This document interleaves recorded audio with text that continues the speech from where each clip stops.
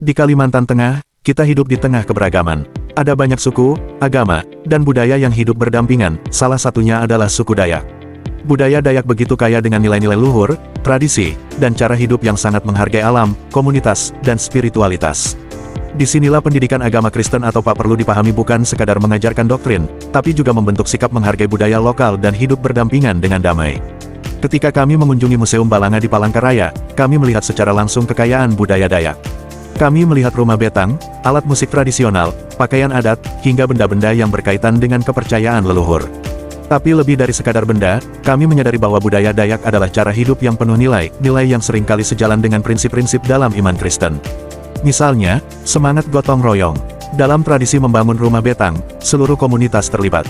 Mereka tidak dibayar, tapi saling membantu karena merasa sebagai satu keluarga besar. Ini mengingatkan kami pada kehidupan jemaat mula-mula di Kisah Para Rasul, di mana orang percaya saling berbagi dan hidup dalam persekutuan yang erat. Dalam Pak, nilai kebersamaan ini bisa menjadi bahan ajar yang relevan, bahwa kasih tidak hanya diajarkan, tapi juga dihidupi bersama orang lain. Contoh lainnya adalah penghormatan terhadap orang tua dan leluhur. Dalam budaya Dayak, menghormati orang tua bukan sekadar kewajiban, tapi bagian dari identitas. Nilai ini sangat sejalan dengan firman Tuhan yang berkata, "Hormatilah ayah dan ibumu." Pak bisa mengangkat hal ini sebagai penguatan karakter, bahwa iman Kristen tidak memisahkan kita dari budaya, tapi justru menegaskan nilai-nilai baik yang sudah ada.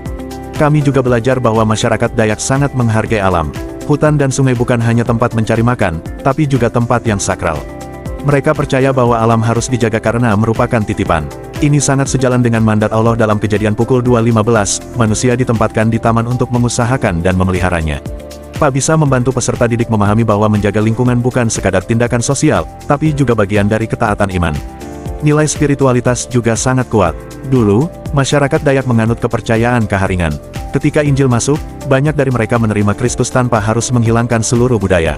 Ini menjadi pelajaran penting bahwa Pak tidak boleh menyeragamkan orang, tetapi harus kontekstual, mengajarkan Injil dengan bahasa budaya yang dimengerti dan dihargai oleh masyarakat setempat. Tentu, bukan semua nilai budaya bisa diserap begitu saja. Tapi Pak yang bijak akan memilih dan menyaring. Seperti Paulus yang berkata bahwa ia menjadi seperti orang Yahudi untuk menjangkau orang Yahudi, kita pun perlu mengerti budaya untuk bisa memberitakan kasih Kristus dengan cara yang bermakna bagi mereka. Pak dalam masyarakat majemuk seperti Kalimantan Tengah juga menghadapi tantangan. Salah satunya adalah pandangan bahwa menjadi Kristen berarti harus meninggalkan budaya. Padahal seharusnya, iman yang sejati justru mengangkat budaya yang baik dan menyucikannya bagi kemuliaan Tuhan. Gereja dan sekolah Kristen seharusnya memberi ruang untuk identitas budaya tetap tumbuh bersama iman. Contohnya, dalam ibadah-ibadah Kristen di komunitas Dayak, alat musik tradisional seperti garantung bisa digunakan untuk mengiringi pujian. Pakaian adat Dayak bisa dikenakan saat perayaan gerejawi. Bahasa daerah bisa digunakan dalam doa atau khotbah.